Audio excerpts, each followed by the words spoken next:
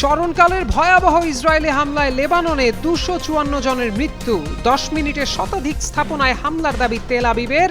বেসামরিক লক্ষ্যবস্তুতে হামলাকে যুদ্ধাপরাধ হিসেবে আখ্যা। যুক্তরাষ্ট্রকে ইরানের কড়া সতর্কবার্তা, যুদ্ধবিরতি বা ইসরায়েলের পক্ষ যে কোনো একটি বেছে নিতে হবে ওয়াশিংটনকে। তেল আবিবের হামলা অব্যাহত থাকলে পাল্টা হামলা চালাবে তেহরানও। যুদ্ধবিরতির ঘোষণায় তেলের দামে বড় ধস, ব্যারেল প্রতি $15 বেশি কমেছে দাম। বৈশ্বিক শেয়ার বাজারগুলোতেও ফিরছে স্বস্তি। উত্তেজনার মাঝেই হরমুজ প্রণালী নিয়ে ইরানের নতুন সিদ্ধান্ত, মাইন বিস্ফোরণের ঝুঁকি এড়াতে বিকল্প রুট ঘোষণা করল তেহরান। IRGCর বিবৃতি। ন্যাটো নিয়ে নাখোশ মার্কিন প্রেসিডেন্ট ডোনাল্ড ট্রাম্প, জোটটির ভূমিকা নিয়ে তীব্র সমালোচনা, জোট ছেড়ে দেওয়ার ইঙ্গিত যুক্তরাষ্ট্রের।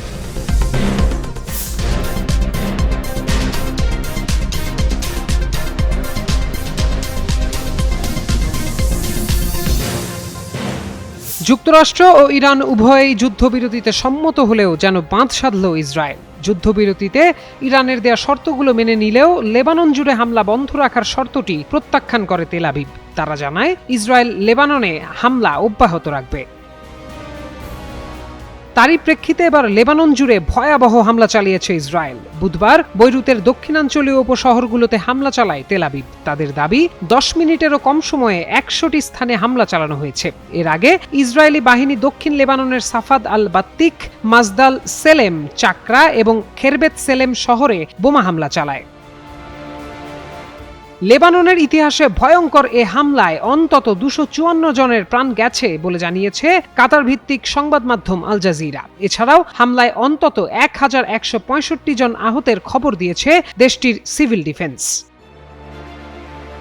লেবাননের বিদ্রোহী গোষ্ঠী এক বিবৃতিতে ইসরায়েলি হামলাকে নিরীহ বেসামরিক নাগরিকদের লক্ষ্য করে চালানো যুদ্ধাপরাধ হিসেবে বর্ণনা করেছে। তারা জানায় এই ঘটনা শত্রুর বিরুদ্ধে লড়াই চালিয়ে যেতে এবং দেশটিতে নিরাপত্তা প্রতিষ্ঠার ব্যাপারে তাদের সংকল্পকে আরও দৃঢ় করেছে।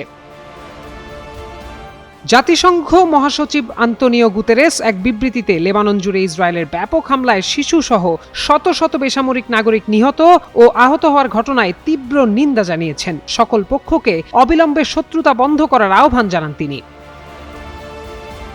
এদিকে ইরানি কর্মকর্তারা বলছেন যুদ্ধবিরতি চুক্তিতে লেবাননকে অন্তর্ভুক্ত করা হয়নি বলে দাবি করে যুক্তরাষ্ট্র ও ইসরায়েল চুক্তির শর্ত ভঙ্গ করেছে। এর ফল ভালো হবে না বলে হুঁশিয়ারি দিয়েছেন তারা। প্রত্যয় দাস, যুগান্তর নিউজ। যুদ্ধবিরতি ঘোষণার কয়েক ঘন্টা না পেরোতেই নতুন করে উত্তপ্ত হয়ে উঠল মধ্যপ্রাচ্যের পরিস্থিতি। সামরিক শান্তির আশাকে প্রশ্নবিদ্ধ করে লেবাননে ব্যাপক বিমান হামলা চালিয়েছে ইসরায়েল। যদিও যুক্তরাষ্ট্র দাবি করছে এই হামলা চলমান যুদ্ধবিরতির আওতার বাইরে, তবে ঘটনাটিকে ঘিরে তীব্র প্রতিক্রিয়া জানিয়েছে তেহরান। ক্রমবর্ধমান উত্তেজনার মধ্যে কূটনৈতিক সমাধানের সম্ভাবনাও এখন অনিশ্চিত হয়ে পড়েছে। ইরানের পররাষ্ট্রমন্ত্রী সৈয়দ আব্বাস আরাকচি লেবাননে ইসরায়েলের হামলার পর যুক্তরাষ্ট্রকে কঠোর বার্তা দিয়ে বলেন, ওয়াশিংটনকে স্পষ্টভাবে বেছে নিতে হবে তারা যুদ্ধবিরতি চায় নাকি ইসরায়েলের পক্ষে অবস্থান নেবে। সামাজিক যোগাযোগ মাধ্যম এক্সে দেওয়া এক পোস্টে তিনি বলেন, এই দুই অবস্থান একসঙ্গে চলতে পারে না। আনাদোলু এজেন্সি প্রতিবেদনে বলা হয়েছে, বুধবার ইসরায়েলি বিমান বাহিনী লেবানন জুড়ে শতাধিক হামলা চালায়, যাতে অন্তত 254 জন নিহত এবং 1000-এর বেশি মানুষ আহত হয়েছেন। মাত্র 10 মিনিটের অভিযানে 50টি যুদ্ধবিমান অংশ নেয় বলে জানিয়েছে ইসরায়েলের প্রতিরক্ষা বাহিনী IDF।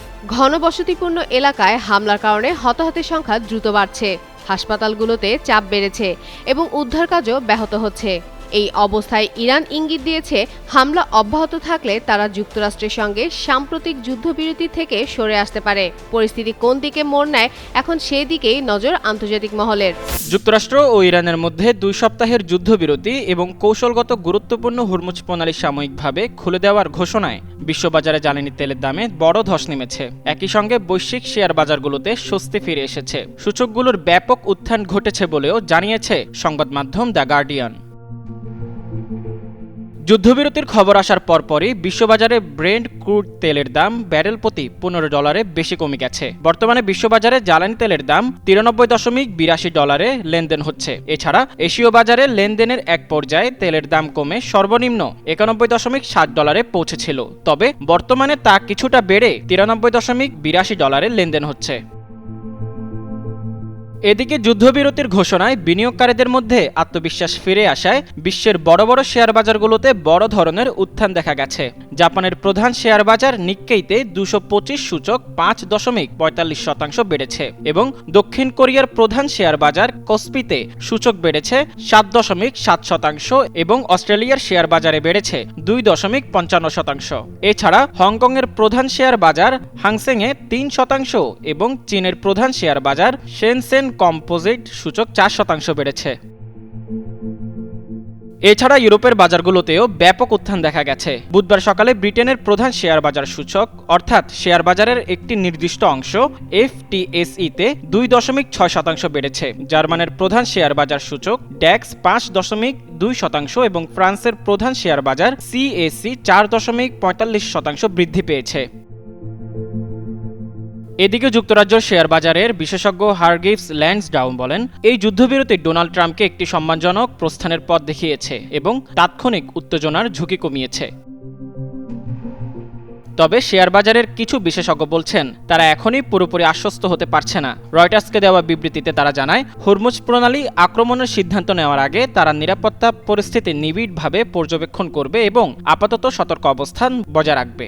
বিশ্লেষকরা বলছেন, বিনিয়োগকারীরা স্বস্তির নিঃশ্বাস ফেললেও কিছু অনিশ্চয়তা রয়ে গেছে। ইসলামাবাদ আলোচনা কতটা সফল হয় এবং হরমুজ প্রণালী নির্ভরযোগ্যভাবে খোলা থাকে কিনা তা এখন দেখার বিষয়। মুজাম্মেল পায়েল, যুগান্তর নিউজ। যুক্তরাষ্ট্রের সঙ্গে 2 সপ্তাহের যুদ্ধবিরতি ও তীব্র উত্তেজনার মধ্যেই হরমুজ প্রণালীতে বাণিজ্যিক জাহাজের জন্য বিকল্প রুট ঘোষণা করেছে ইরান। সমুদ্রতলে পুঁতে রাখা সম্ভাব্য মাইন এরিয়ে জাহাজ চলাচলের সুবিধার্থে হরমুজ প্রণালীতে নতুন ও বিকল্প রুট ঘোষণা করেছে দেশটির রেভলিউশনারি গার্ড কর্পস IRGCর নৌ শাখা। সংবাদ সংস্থা ISNA-তে প্রকাশিত এক বিবৃতিতে IRGC জানায়, যেসব জাহাজ এই প্রণালী অতিক্রম করতে চায় তাদের IRGC নৌবাহিনীর সঙ্গে সমন্বয় করে নির্দিষ্ট রুট অনুসরণ করতে হবে। IRGC বিকল্প যে রুটগুলো ঘোষণা করেছে সেগুলো হলো, প্রবেশের ক্ষেত্রে ওমান সাগর থেকে লারাক দ্বীপের উত্তর দিক দিয়ে পারস্য উপসাগরে প্রবেশ করতে হবে, আর বের হওয়ার ক্ষেত্রে পারস্য উপসাগর থেকে লারাক দ্বীপের দক্ষিণ দিক হয়ে ওমান সাগরের দিকে যাত্রা করতে হবে। বিবৃতিতে আরো বলা হয়, মূলত সমুদ্রে মাইন বিস্ফোরণের ঝুঁকি এড়াতেই এই সতর্কতামূলক ব্যবস্থা নেওয়া হয়েছে। মার্কিন নেতৃত্বাধীন নিরাপত্তা জোট ন্যাটোকে ঘিরে নতুন করে উত্তেজনা তৈরি হয়েছে, যখন যুক্তরাষ্ট্রের প্রেসিডেন্ট ডোনাল্ড ট্রাম্প আবারও জোটটির ভূমিকা নিয়ে তীব্র সমালোচনা করেছেন। ইরানের বিরুদ্ধে পাশে না পাওয়ায় তিনি এ জোটের প্রতি চরমভাবে নাখোশ। এই নিয়ে আন্তর্জাতিক অঙ্গনে আলোচনার কেন্দ্রবিন্দুতে উঠে এসেছে যুক্তরাষ্ট্র ন্যাটো সম্পর্ক। বুধবার হোয়াইট হাউসে প্রেসিডেন্ট ট্রাম্প ও ন্যাটোর মহাসচিব মার্ক রুটের মধ্যে এক বৈঠক অনুষ্ঠিত হয়। প্রায় 2 ঘন্টার এই বৈঠক শেষে ট্রাম্প তার সামাজিক যোগাযোগ মাধ্যম এক্সে পোস্ট লিখে অভিযোগ করেন যে ন্যাটো ইরান যুদ্ধের সময় যুক্তরাষ্ট্রকে যথাযথভাবে সহায়তা করেনি এবং ভবিষ্যতেও করবে না। অন্যদিকে রুটে এই বৈঠকে খোলামেলা ও স্পষ্ট আলোচনা হিসেবে উল্লেখ করেন। তিনি বলেন, অনেক ইউরোপীয় দেশ যুক্তরাষ্ট্রকে সামরিক ঘাঁটি, লজিস্টিক ও আকাশসীমা ব্যবহারের ক্ষেত্রে সহায়তা করেছে, ফলে পরিস্থিতি একেবারে একপাক্ষিক নয়। আন্তর্জাতিক সংবাদ সংস্থা বিবিসির এক প্রতিবেদনে বলা হয়েছে, ইরান ইস্যুতে মতপার্থক্য এবং ন্যাটো সদস্যদের ভূমিকা নিয়ে ট্রাম্পের অসন্তোষ এখন জোটটির জন্য বড় চ্যালেঞ্জ হয়ে দাঁড়িয়েছে। এমনকি তিনি ন্যাটো থেকে যুক্তরাষ্ট্রের সম্ভাব্য বেরিয়ে যাওয়ার ইঙ্গিতও দিয়েছেন। বিশ্লেষকদের মতে, এই বৈঠক তাৎক্ষণিক কোনো সমাধান না আনলেও ভবিষ্যতে যুক্তরাষ্ট্র ন্যাটো সম্পর্কে দিক নির্দেশনা নির্ধারণে গুরুত্বপূর্ণ ভূমিকা রাখবে। টানা 40 দিন ধরে মধ্যপ্রাচ্য জুড়ে আগ্রাসন চলার পর যুদ্ধবিরতিতে সম্মত হয়েছে 2 পক্ষ। বুধবার 2 সপ্তাহের জন্য যুদ্ধবিরতিতে রাজি হয়েছে যুক্তরাষ্ট্র, ইসরায়েল ও ইরান। পাকিস্তানের মধ্যস্থতায় ইরান ও যুক্তরাষ্ট্রের মধ্যে এই 2 সপ্তাহের যুদ্ধবিরতি কার্যকর হয়েছে, যা ইরান ও মার্কিন উভয় পক্ষই নিশ্চিত করেছে। বুধবার সকালে পাকিস্তানের প্রধানমন্ত্রী শাহবাজ শরীফ এক এক্স পোস্টে জানান, যুক্তরাষ্ট্র ও ইরান এবং তাদের মিত্ররা যুদ্ধবিরতিতে একমত হয়েছে, যা লেবাননেও কার্যকর হবে। আল জাজিরার সংবাদ মাধ্যমটি বলছে, পাকিস্তানের বক্তব্যে ইসরায়েলের প্রধানমন্ত্রী বেনিয়ামিন নেতানিয়াহুর কার্যালয় বলছে, ইরান ও যুক্তরাষ্ট্র যুদ্ধবিরতির মধ্যে লেবানন অন্তর্ভুক্ত হলেও তা মানবে না ইসরায়েল। তারা জানিয়েছে, ইরানে হামলা বাতিলের সিদ্ধান্ত সমর্থন করলেও লেবাননের উপর হামলা অব্যাহত রাখবে। দফতরটি জানিয়েছে, 2 সপ্তাহের এই যুদ্ধবিরতিতে লেবানন অন্তর্ভুক্ত নয়। মূলত গত 2 মার্চ ইরানে ইসরায়েল ও আমেরিকার সামরিক আগ্রাসনের 3 দিন পর ইসরায়েলের বিরুদ্ধে লড়াইয়ে যোগ দেন লেবাননের সশস্ত্র গোষ্ঠী।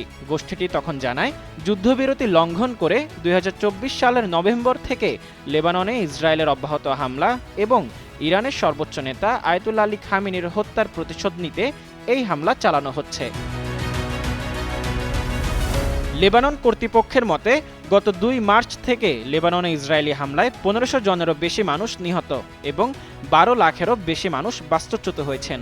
এছাড়া 2023 সালের অক্টোবরে গাজায় ইসরায়েলের গণহত্যামূলক যুদ্ধ শুরুর পর ইসরায়েলি বাহিনী ও হিজবুল্লাহ যোদ্ধাদের মধ্যে 1 বছরেরও বেশি সময় ধরে সংঘাত চলে আসছে।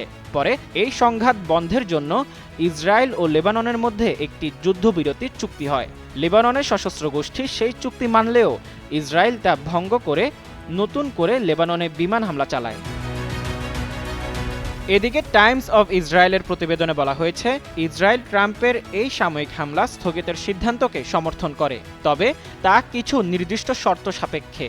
সেই শর্তগুলো হলো, ইরানকে অবিলম্বে হরমুজ প্রণালী খুলে দিতে হবে এবং যুক্তরাষ্ট্র, ইসরায়েল ও ওই অঞ্চলের দেশগুলোর উপর সব ধরনের হামলা বন্ধ করতে হবে। এরপর ইরানের পরমাণু কর্মসূচি, ক্ষেপণাস্ত্র হুমকি এবং সন্ত্রাসী তৎপরতা চিরতরে বন্ধ করার প্রতিশ্রুতিবদ্ধ করতে হবে। তবে যুদ্ধবিরতি লেবাননের সঙ্গে ইসরায়েলের যুদ্ধের ক্ষেত্রে কার্যকর হবে না। এদিকে লেবানন ভিত্তিক সংবাদ মাধ্যম আল মায়াদিন জানিয়েছে, 2 সপ্তাহ আগে স্বাক্ষরিত চুক্তিতে লেবানন সহ সর্বত্র অবিলম্বে কার্যকর যুদ্ধবিরতির কথা উল্লেখ থাকা সত্ত্বেও ইসরায়েল লেবাননের বিরুদ্ধে আগ্রাসন অব্যাহত রেখেছে। লেবাননের স্বাস্থ্য মন্ত্রণালয় সংবাদ মাধ্যমটিকে জানান, দক্ষিণ লেবাননের সিডনে একটি ক্যাফেতে ইসরায়েলে আগ্রাসনের ফলে 8 জন নিহত এবং আরও 28 জন আহত হয়েছেন। বিশ্লেষকরা বলছেন, ইসরায়েলের এবং লেবাননের এই যুদ্ধ মধ্যপ্রাচ্যর অবস্থা আরও ভয়াবহ করে তুলবে। মোজাম্মেল পায়েল, যুগান্তর নিউজ।